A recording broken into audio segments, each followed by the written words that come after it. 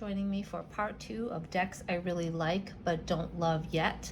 And in this video, we're going to talk about groups of decks in my collection that pertain to specific, once again, times of year or specific energies or specific purposes. So this one's going to start to get the wheels turning as far as how many decks do I need in this particular category and stuff like that. So it's going to be an interesting video, and I look forward to taking a look at them with you and getting your opinions as well. First, we have 2 decks that are part of my spring category within my collection, the Tarot of Mystical Moments and the Oracle of Mystical Moments. I did mention that I have 2 other decks, the Guardian Tarot and the Soul Trees Oracle, that are part of my spring collection. I haven't shown the Soul Trees Oracle yet because I'm very excited, but I was able to obtain another copy of the Guardian Tarot in its original form through a trade group. So I will be doing an upcoming video where I compare my modifications with the labels and how I recategorize those cards with the original, and then we can kind of take a look at the changes that I made and to see if my changes actually reflect the meaning of the RWS a little bit more strongly. But regardless of that, these are also 2. This one is very new to my collection. I actually have to admit I have not worked with it yet because I just got it the other day. But I have had the Tarot and Mystical Moments, and I have to work with it a few times. And it is such a spring deck with all of the flowers. You could also classify it as fantasy as well. So I do have a fantasy category that won't be coming in this video, but in a future video. So we can kind of half categorize it in that as well. So let's take a look at these briefly because I'm sure that you've seen these already. Now these 2 decks obviously go perfectly together because they are from the same artist, Katrin Wellstein. The cardstock is different. The Tarot of Mystical Moments is glossier, and the Oracle of Mystical Moments has a little like satin sheen, but it's definitely not as glossy. I have been in contact with US Games, and they did take my suggestion to kind of make these cardstocks match. So I'm not sure, once they go through however many they have of the Tarot of Mystical Moments, which is probably a lot, then they might reissue it in a slightly more matte cardstock, but that remains to be seen. So let's go ahead and zoom in. We'll only take a look at a few cards. And right away you can tell it's like they go so well together. The sun, day and night. Here are the backs, and they also have a similar feel to it. Oh look, 10 of Wands and Liberty, like to be free but burdened. Like, how do you balance your freedom when you have so much to do and so much on your mind?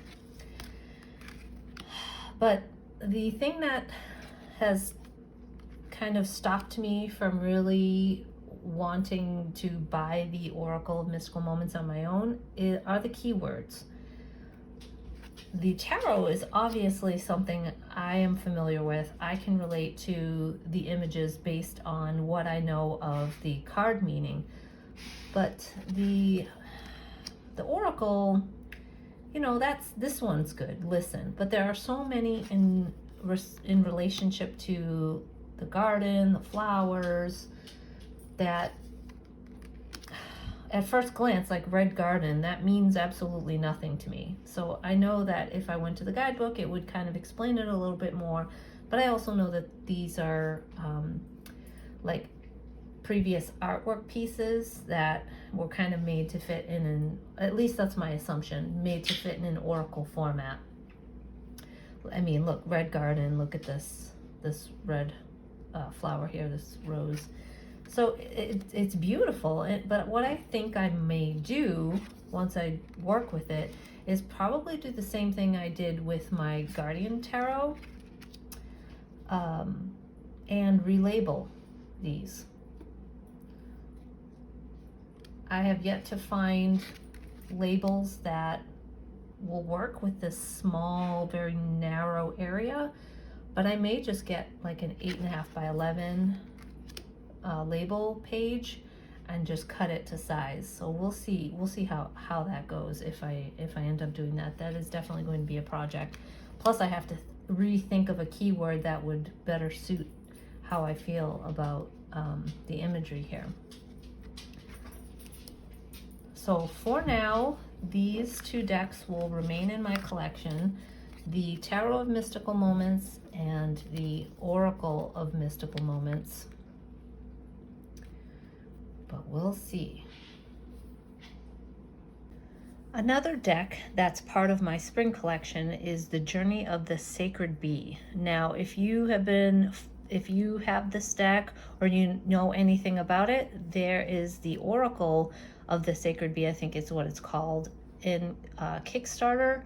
I think that it has a couple days left, but I'm not 100% sure. I always tend to record these videos and then as I'm compiling the information, because I never know which decks I'm going to actually end up putting into the video until after it's done.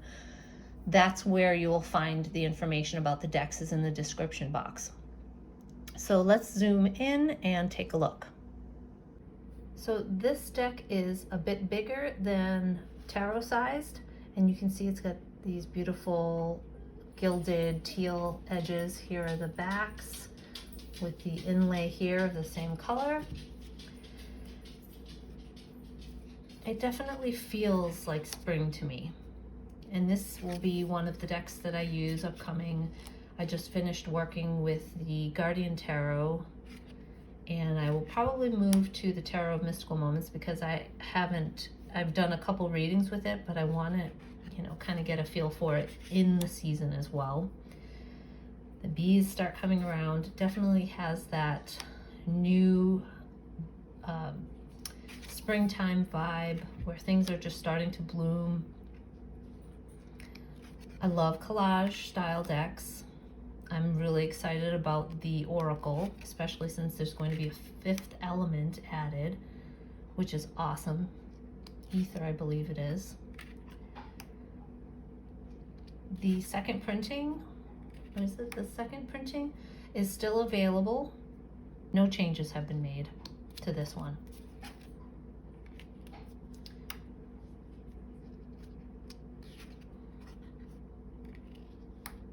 And you could definitely sink into these images. The miners have a Thoth type keyword system. So that's an interesting system for me to explore as well. And I don't have a lot of decks that do that in my collection. So this is the Journey of the Sacred Bee, and it will definitely be staying in my collection. Now I have 2 mermaid decks in my collection. So the Mermaid Tarot by Lisa Robertson, illustrated by Julie Dillon, and the Dame Darcy Mermaid Tarot, second or third edition. This contains the images before they were changed. So how you may feel about that is something that we all kind of have to deal with. I've had this deck for quite a long time, and I had a bag made for it, and I really do like those images. I know that they are controversial, but it's something that I am not yet willing to get rid of, and I do like the images a little bit better than the newer images that she replaced them with. So let's take a look. These are going to be my summer decks, and I also have the Sawyer's Tarot that's also a summer deck, and we'll talk about that after I kind of look through these first. Now these 2 decks definitely have a different art style, there's no question. They are both watery decks. The Mermaid Tarot here, this one on the left, definitely doesn't shy away from the hard realities of some of these cards.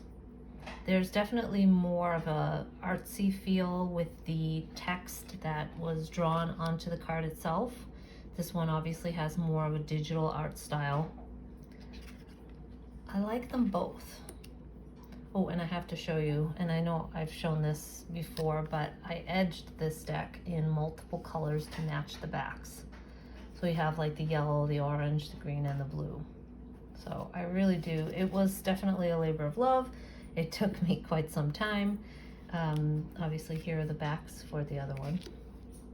But I really enjoyed it, and I enjoy the guidebook as well. It definitely explains what you're looking at.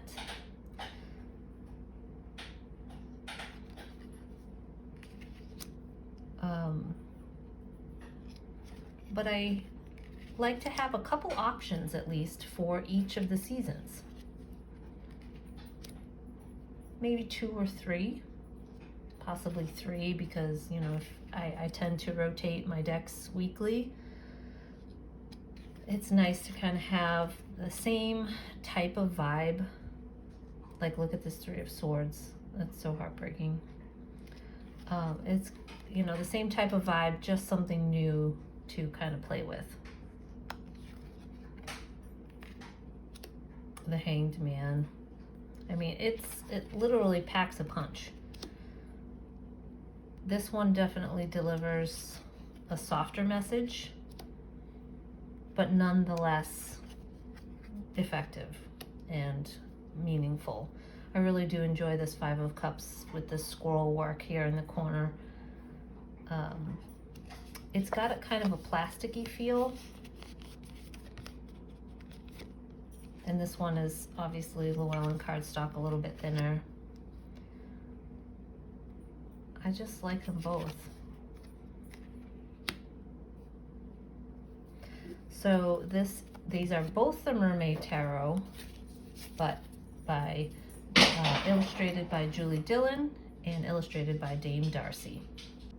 Here is the Sawyer's Tarot by Eva Sawyer, and here are the backs. I have not edged it yet. This is the indie version. I did have the ones from Printer Studio, I believe, that I didn't enjoy as much as this cardstock. So I like this because it has those vibrant colors. It's very cartoony. So, but it has definitely a summer vibe to it.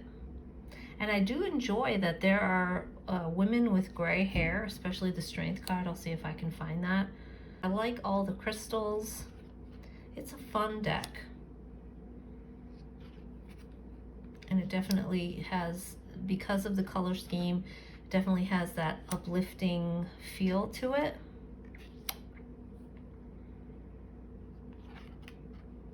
So let's see if I can find that strength card, and it's one of my favorites.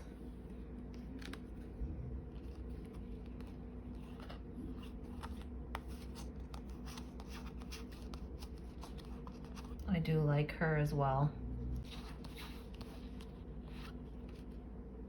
Here's another one, the Empress with gray hair, and here she is. So you have that element of maturation, maturity, knowledge, wisdom, and how to deal with it. Like this is like a baby lion. So you have young and older.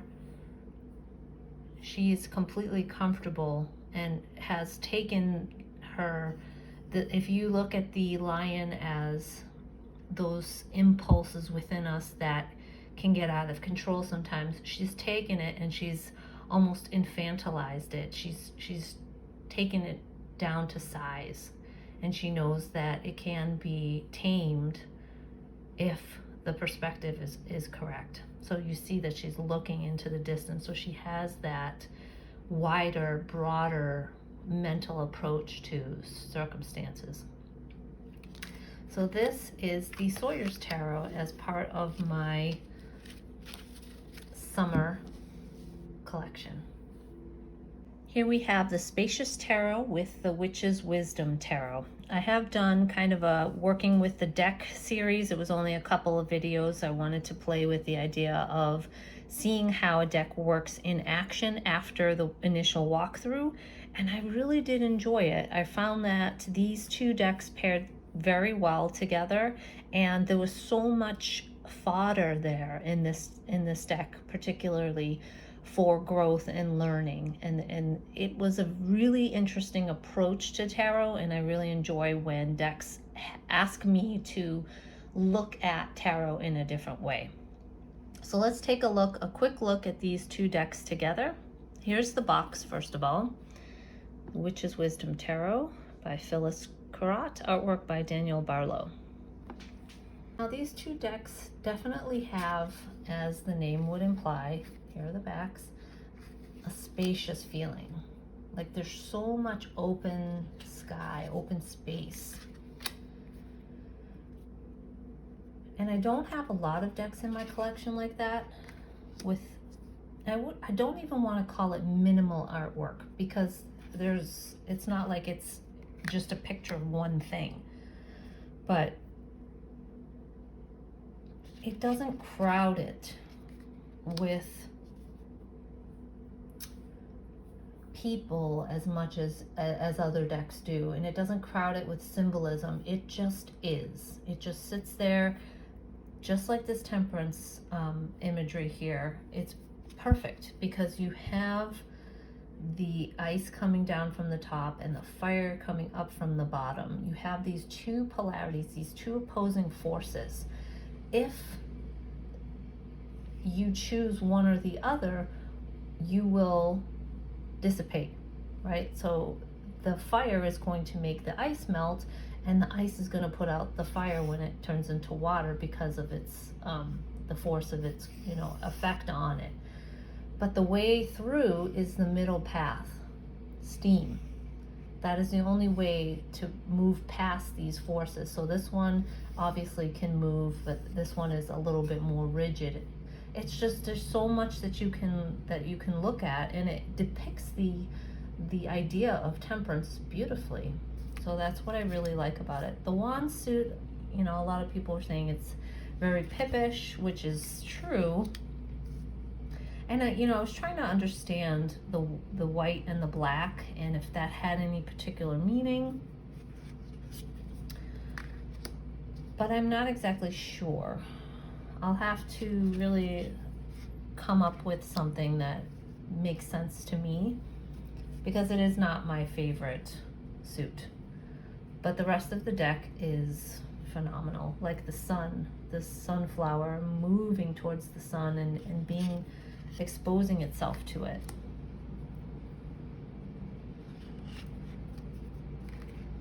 And so when I need a breath of fresh air, I will take out, I have to stop though and talk about this justice. So you have the black and the white, you have the opposing forces, night and day, good and bad, up and down, all of that, the duality of life. And whichever you choose, so if you choose to behave in a positive way or a negative way, it will have ripples throughout the pond in which you live.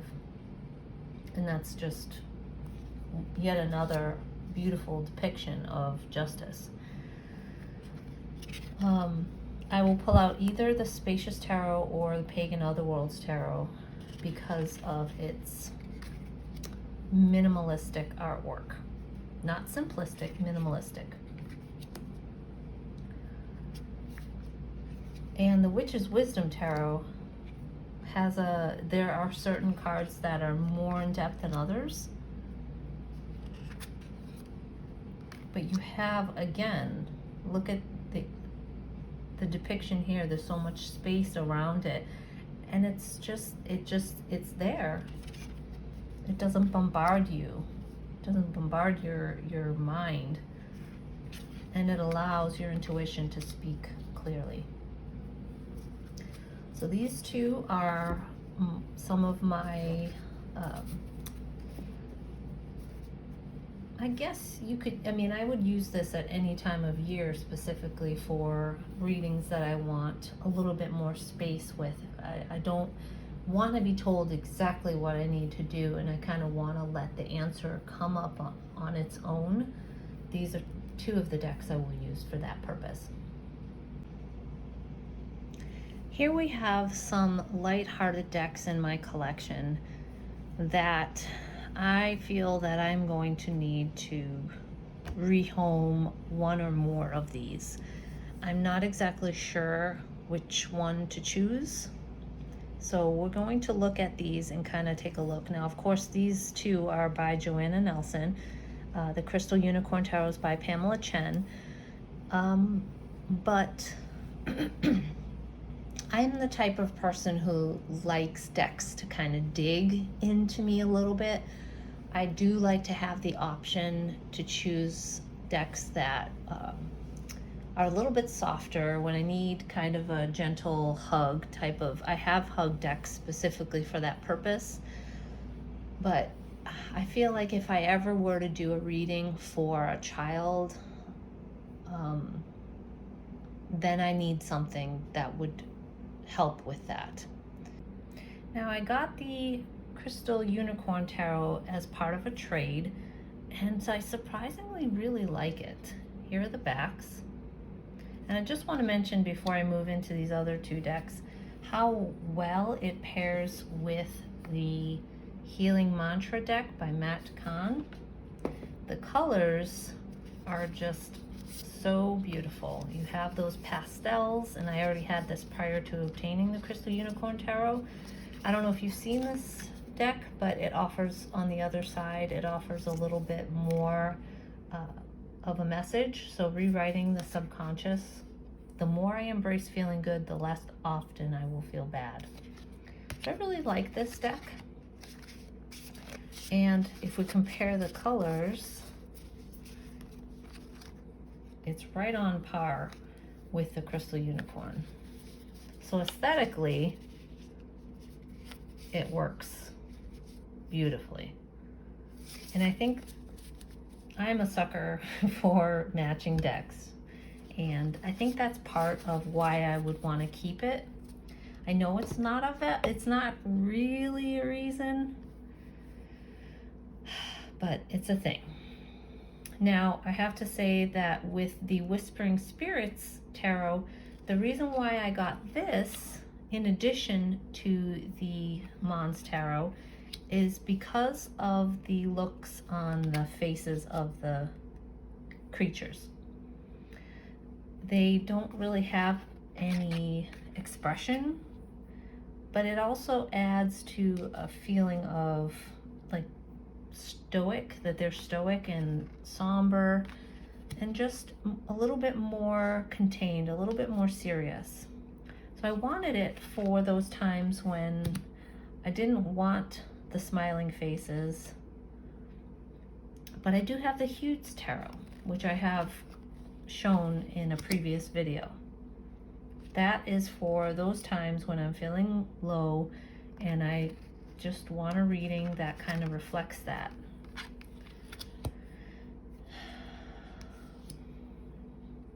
This one is a little bit more upbeat than the Hugues Tarot. I may need to consult my 5 questions to ask yourself when deciding whether or not to keep a deck concerning this one and the Hugues Tarot. The Mons Tarot is so cute. But it also has, if I were to use it with a child, I would question whether or not I would want to expose them to things like death and the devil. Because then I have to explain, well, it's really not about your death. It's about the ending of something. And not that they couldn't understand that, but it might scare them at first. So that is a drawback in my opinion as far as using it for children that may, be troubled or may need a little bit of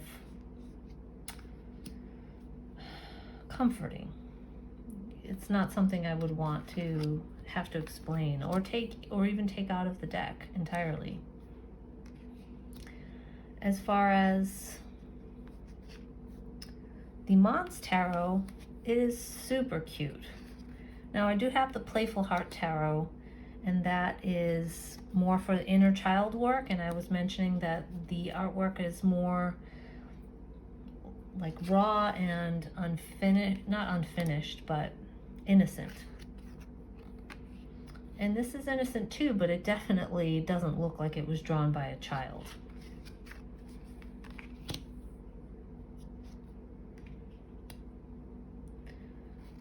So one of these, at least, may end up being rehomed.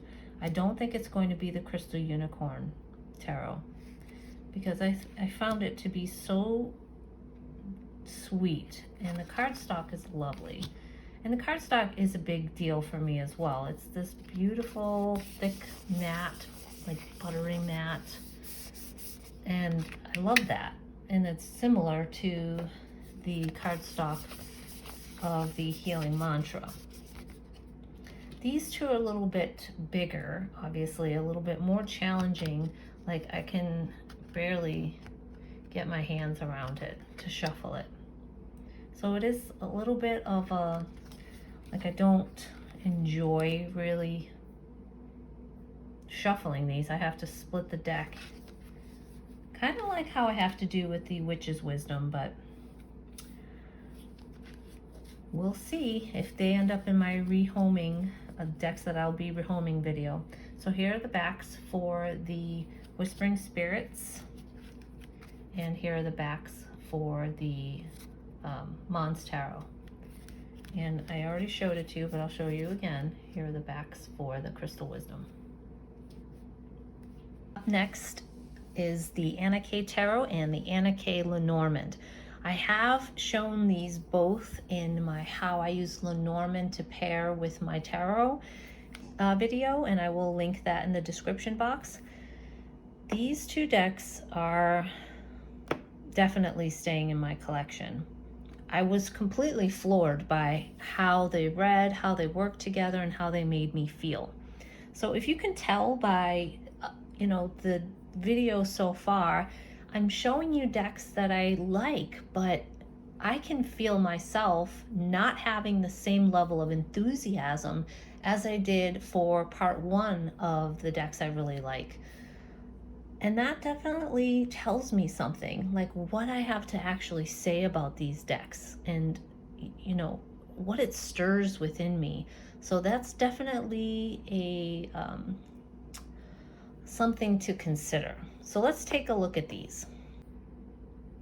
And of course, as you can tell, these are the indie versions. There's no mass market version of the Lenormand, but there is a mass market version by, I believe, Llewellyn for the Anna K Tarot. Here are the backs. And I do enjoy the cardstock. I do enjoy these very small borders. I love this Lenormand in particular because of the way that these energies are depicted. I do really enjoy the tarot for its ability to be, to take out the symbolism of the RWS and just be very emotive with the depictions of these particular characters and these particular cards. It definitely has kind of a Renaissance, medieval type feel, but I feel like these are everyday decks. They're not specific to any particular time of year or mood. I feel like they work for just about anything. So they're great all-arounders, great workhorse decks, and they go well, so well together. I will try to remember to link the video of how I use this with this. There's so many cards that have bright suns, bright skies, and even like the color of the sky tells you so much about the emotion that's depicted in the card. Some of them lean to the shadow aspect of that card, which is okay, because especially as a beginner, which I am not, especially as a beginner, it is helpful to kind of have a concrete way of looking at something. I love these two together, the Knight of Cups and the letter. So it's kind of like writing a love letter sort of thing. So this is the Anna K Tarot and the Anna K Lenormand. And lastly, I wanted to talk about the Holy Card Tarot. I have recently purchased this guidebook because the original deck that I bought came with a DVD, and it was really inconvenient and kind of cumbersome to always have to pop in a DVD to find the card's meaning. So I did end up springing for the extra bit of money for the guidebook. This deck and book are sold together. They are still available. And the reason why I enjoy this deck is kind of like it's a one-of-a-kind type of deck. So here's the DVD that it came with that I won't be using any longer. In my Heathens video, where I kind of explain my background in Catholicism, and for me, Heathen is about following your inner compass, following your inner guide, and listening to your heart, whatever that means. So it doesn't have to have specific rules attached to. It's like kind of like a label without a label, if that makes any sense. And at the end of the video, I talk about taking what works and leaving the rest. And that's what this deck does for me. It brings me back to my childhood, where religion, before I started to really question it, it did provide a sense of security and safety for me as a child. And the holiness of stepping into a grand, big church with the ritual made everything feel so sacred. And that's kind of what I'm tapping into when I use this deck.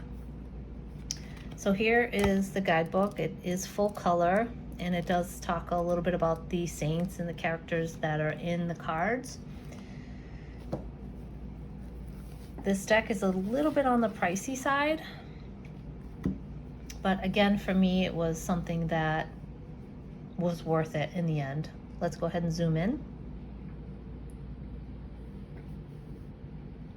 The cardstock isn't that great. Here are the backs. I really like the backs. Like you can see the corners. Like I tried my biggest corner rounder and I was not able to kind of get rid of that corner edge right there, but that's okay. So there are some images that are pixelated, but again, I was willing to overlook that for the feeling of the deck. And in Catholicism, saints and the worship of saints is a big thing. But again, as in my angel blessings deck, tapping into those energies, tapping into the personification of those energies is so healing, and it is something that, like, I feel like I can connect easier when these specific stories and messages are, you know, put into human-like form, basically. So it's something that I can, if there's a name, it's like it's more tangible. So I like to use this when I want to call back that feeling of safety, that feeling of connection with the divine. And I don't have to have all the dogma attached. So combining some of the imagery from the scriptures with tarot, for me, is the best of both worlds, because it is what I grew up with, and it may not resonate with everyone, this specifically those who don't have that initial connection. But I feel like I'm tapping into something holy. It doesn't mean I'm going to run back to the church anytime soon.